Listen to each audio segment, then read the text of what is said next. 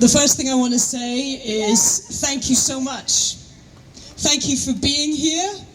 Thank you for helping us show Mina Smallman that people care about what happened to her daughters and that people want to push for change despite the fact that their case was totally under the radar 2 years ago when it happened. Why wasn't it front page news everywhere we looked? We know why. We've heard all about that today. So I want to say thank you for being here. I want to say thank you to you for translating and signing. I want to say thank you to everyone who's spoken today. I want to say a special thank you to the people who did the 10 miles. We started at midday. We did that because it was important. It was important to do something that demonstrated our commitment, our rage, our sorrow, and our resolve. Today is just one day. I know women here have been marching for years, for decades. There's enough reason for us to potentially march every single day. But what we're doing today needs to be the seed. It needs to be the start of something. It needs to be something that demonstrates and makes it impossible for what we've all heard about today to be the normal that we tolerate and accept. In many ways, what happened to Bibaa and Nicole, in many ways their story is the story of this country. Not enough has been said today about how they were murdered. They were murdered by a young man radicalized on the internet, online. He had pledged to kill 6 women every 6 months. We don't talk about that enough. We don't talk about the way misogyny permeates so many facets of our lives and infects people's minds, young men's minds, and causes untold damage. The second way this is the story of our country has already been discussed.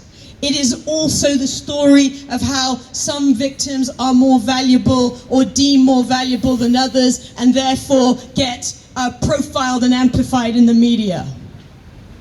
The other way this is a story that is the story of our country is how the violence that women and girls face is seen as an insignificant problem. It's not treated with the gravity it should be.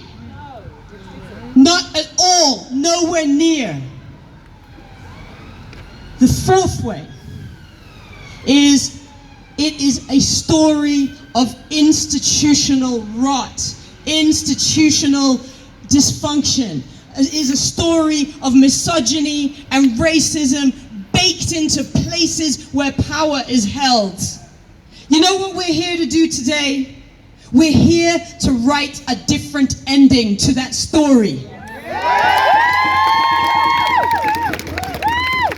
And the start of the first part of the ending of that story goes, enough is enough. Say it with me. Enough is enough. Louder. Enough is enough. Now let me tell you what I mean when I say enough is enough. It is not a passive, empty slogan. What I mean when I say enough is enough is that we will not be silent and we will not be silenced. It also means that we will rise up and resist with all the resolve we have in our bones and in our body. Enough is enough also means that we will reject, we will never accept the misogyny and racism that infects police forces, not just here, but all across our country. And what does not accepting it mean? Well, it means our first demand. It means we will accept nothing less than a statutory inquiry into all the dysfunction, all the ways misogyny permeates and manifests within the police. Misogyny and the way misogyny intersects with racism must be a key line of inquiry. If we don't include that, then we are not taking this problem anywhere close to seriously enough. Anywhere close to seriously enough. You know, there's the inquiry going on, the Wayne Couzens inquiry. It is too narrow in scope. They are trying to fob us off with that. Let's not accept it. Enough is enough. Enough is enough. Enough is enough. They want to zoom in on that one case to bolster their bad apples narrative. No, we will not stand by. We will not let that happen. The other thing we're going to do to write that different ending is push hard. We're going to continue the work that Sister Space have begun to get Valerie's Law introduced. We don't even have to wait for it to be passed into law for that work to begin. What is Valerie's Law? What it is about acknowledging the different ways black women are treated and affected by the criminal justice system, about the different ways, for example, abuse manifests in their lives. If police can't understand that or won't understand that, they can't serve or protect us. So that's number 2. And then number 3, because the kind of overhaul I want to see is not going to happen overnight. So in the meantime, tomorrow, the first day the new Met Commissioner comes into place, we need a proper, independent process for police misconduct to be examined and addressed, because it isn't going to stop while we're waiting for the big change. So in the meantime, we need transparency.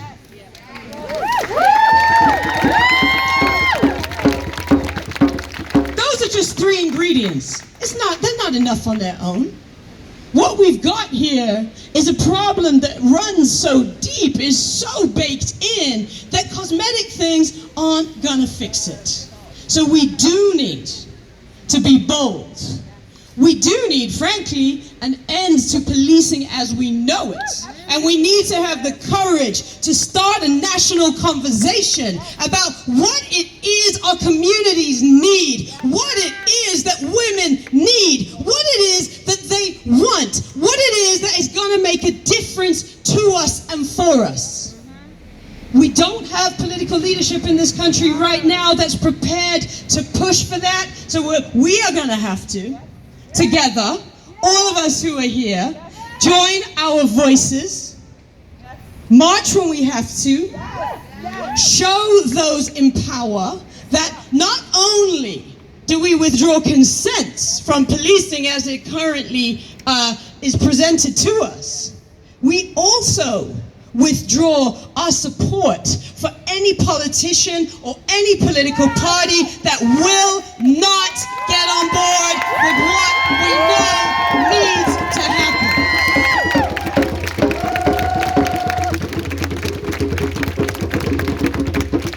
So there's a lot to do to write that new ending. But we can do it. And we can do it if we come together like this, if we come together on a regular basis, if we support each other, if we fight together, we stand a chance of making it happen. And we in the Women's Equality Party will always be here for every single one of you who wants to see the change that we've outlined. Bring others on board. Bring your menfolk as well. Because none of this is going to change if men and women don't fight for it together. In fact, men are the only ones who have the power to end male violence against women and girls. So thank you to the handful of guys that showed up. Tell your friends, bring your friends, and let's make this the start of writing that new chapter. Thank you. I will end as I began by thanking you all from the bottom of my heart.